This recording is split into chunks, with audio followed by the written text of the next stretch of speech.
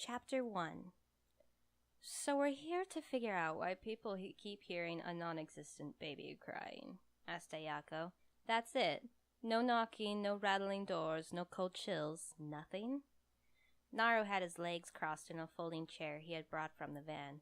I had yet to see him sit on the much comfier, squishier couch, which I had fallen in love with, and currently had my face pressed into it. Well, seen as one of the top 10 things people fear is the sound of a baby crying, I would hardly call it nothing.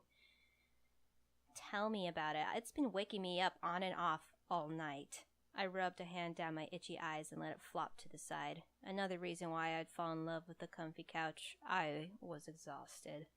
If every night is going to be like this, I'm going to die of sleep deprivation. Like, dead. Super dead. Naru snorted. Just don't cause problems for me when you do. Either way, I'd like to get this case done with as soon as possible. Lin and Mai have already set up cameras in all the rooms where the crying is said to be heard. Ayako, Takigawa, I'd like you to go up and get a feel for it. Tell me if you sense anything. Mai, I'm going to need some temperature readings. Again? It's been 10 hours, most of which you were asleep. More like wanted to sleep. But at the pointed look he gave me, I heaved a sigh. Fine. I'll move my weak body to get your damn temps. Not caring how unprofessional it looked, I oozed off of the couch. Takigawa, or Monk as I like to call him, snickered. He was wearing a long-sleeved turtleneck sweater like me, which was the first thing we both pointed out on meeting this morning. Practicing for flubber? Get off it, Monk. Don't you have work to do? Sure you don't need a cart or something? If you're done acting like children. Naru's voice had turned cold. That got us out quick, and in a normal, non-flubber manner. I barely had the mind to grab the clipboard and the thermometer on the way out. Geez, what's up with him? Asked Ayako. He's just being his usual grumpy self, I said, rubbing my eyes again. It isn't like he could hear any baby crying, or if he hasn't told me. Takigawa stopped with me at the foot of the stairs. Is it really that bad? You'll see. Ayako heaved a heavy sigh and flicked her red hair behind her shoulders. God, I hate children. Well, I guess I'll look over the ground floor first. I'll meet up with you two later. We waved her off, and Monk and I headed up the red carpet of the Golden Oak stairs. Paintings of various mountain scenery in gilded frames hung high on the walls, and I could see the texture of the paints as we rose. One had a lone elk drinking from a crystalline stream. So, have you confessed yet? I lost my footing on the top step and had to steady myself on the balustrade. The same maroon rug spread out on the landing, which broke off into two different directions lined by more red carpet. I wrinkled my nose at him. Confess to what? You know, to Naru. I screwed up my face and tried to focus on marching towards the right hall. I haven't spat in his tea lately, if that's what you're thinking. You know what I'm talking about, Mai. I could just hear the smug smirk on his stupid face. I didn't want to talk about this. I didn't want to ever talk about this. So I figured I might as well end it here and now. He rejected me. There, happy? An awkward silence followed me. The wall lamps lining the hallway had twisted, heart-shaped brass holders that splotched red with reflections of my sweater. I pulled the sleeves back down over my cold fingers. Takigawa jogged back up to my side, as though he had frozen in place at the landing. Wait, are you sure? What were his exact words? Monk, will you drop it? Besides, the whole house has microphones everywhere, remember? That worked well enough. Even Takigawa didn't want to face the irritated ghost hunter of our conversations when he asked us why we felt the need to talk about our pathetic love lives.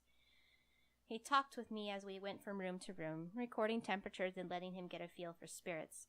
I told him about how boring my classes were, how my old friends had sort of drifted away, and how it was odd that I didn't mind so much.